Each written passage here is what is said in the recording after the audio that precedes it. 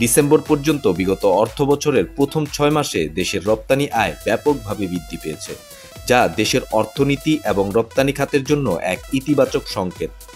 বছরের প্রথম 6 মাসে মোট রপ্তানি বেড়েছে প্রায় 13% এবং ডিসেম্বরের একক মাসের হিসেবেও রপ্তানি বেড়েছে 18%।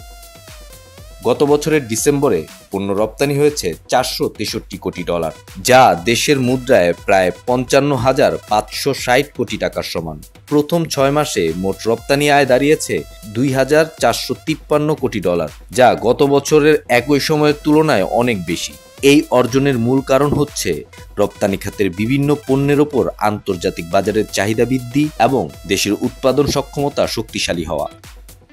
বিশেষত তৈরি পোশাক খাতে রপ্তানি বেড়েছে 18%, যা প্রায় $223 কোটি বা 27,000 কোটি টাকা বৃদ্ধি পেয়েছে। রাজনৈতিক অস্থিতিশীলতা এবং শ্রম অশান্তির মধ্যেও বাংলাদেশের তৈরি পোশাকের উৎপাদন ও রপ্তানি অব্যাহত রয়েছে এবং এই খাতের প্রবৃদ্ধি অব্যাহত থাকবে বলে মনে করছেন বিশেষজ্ঞরা।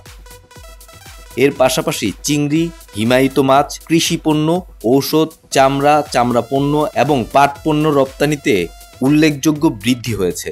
চিংড়ি রপ্তানি বেড়েছে 19%, কৃষি পণ্য রপ্তানি বেড়েছে 14%, ঔষধের রপ্তানি বেড়েছে 8%, চামড়া ও চামড়া পণ্যের রপ্তানি বেড়েছে 24% এবং পাট পণ্য রপ্তানি বেড়েছে 1%। রপ্তানিকারকরা আশা করছেন বিশেষত তৈরি পোশাক খাতের ক্ষেত্রে নতুন বছরের শুরুতে আরও অধিক আন্তর্জাতিক বাজারের প্রবেশের সুযোগ সৃষ্টি হবে এবং রপ্তানি আয় আরও বৃদ্ধি পাবে।